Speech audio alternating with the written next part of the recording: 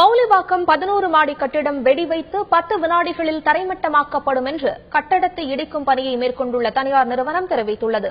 அருகில் உள்ள கட்டிடங்களுக்கு பாதிப்பு ஏற்படாத வகையில் கட்டிடம் இடிக்கப்படும் என்று தனியார் நிறுவனத்தின் மேலாண்மை இயக்குநர் பொன்லிங்கம் கூறியிருக்கிறார். அவருடன் எமது செய்தியாளர் மீரான் நடத்திய கலந்துரையாடலை பார்ப்போம்.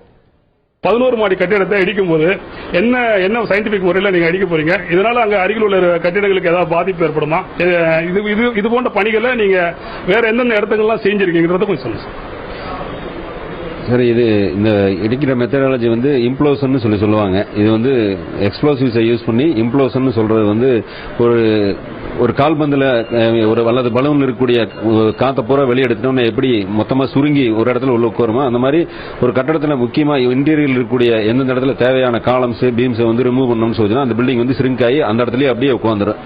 இந்த மெத்தட்ல அந்த பில்டிங் இடிக்க போறோம். இப்படி செய்யக்கூடிய வந்து பக்கத்தில் இருக்கக்கூடிய எந்த பில்டிங்க்கும் வந்து எந்த விதமான பாதிப்பும் வராது. இந்த மாதிரி ஏற்கனவே ப்ராஜெக்ட் வந்து ஓவர் ஹெட் டேங்க்ஸ் திருப்பூர்ல ஏற்கனவே 2003 ஒன்று 2007 ஒரு ஓவர் ஹெட் டேங்க் பண்ணியிருக்கோம். பாம்பேல வந்து நிறைய பில்டிங் இந்த மாதிரி மல்டி ஸ்டோரி பில்டிங்ஸை வந்து டெமாலிஷன் பை இம்ப்ளோஷன் மெத்தடாலஜி நிறைய பண்ணியிருக்கோம். நிறைய ஹைவே பிரிட்ஜஸ் பண்ணியிருக்கோம், ஓவர் ஹெட் டேங்க்ஸ், சைலோஸ் இதெல்லாம் பண்ணியிருக்கோம்.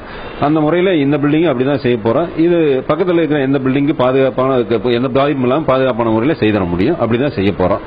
இது ஒரு 40 நாள் டைம் ஆகும் செய்யறதுக்கு. எல்லாம் தயார் பண்ணிட்டு ஒரு நாள் அரசு உத்தரவு வாங்கி அந்த தேதியில செய்வோம். இந்த வேலையை ஆரம்பிச்சு 40 நாள் டைம்ன்றீங்க. இதுக்கப்புறம் அந்த பணியை தொடங்கின புறம் எவ்வளவு நாள்ல இந்த வேலையை முடியும்?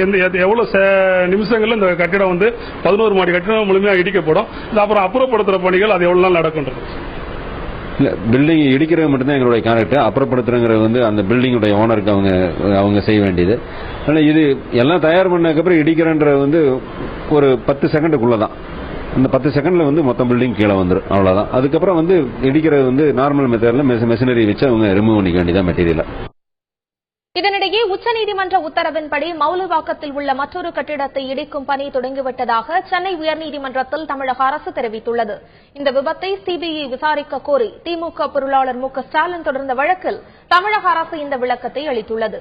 இருதரப்பு வாதத்தையும் கேட்ட தலைமை நீதிபதி கவுல் தலைமையிலான முதன்மை அமர்வு வழக்கு விசாரணையை ஆகஸ்ட் 12ஆம் தேதிக்கு ஒத்திவைத்தது.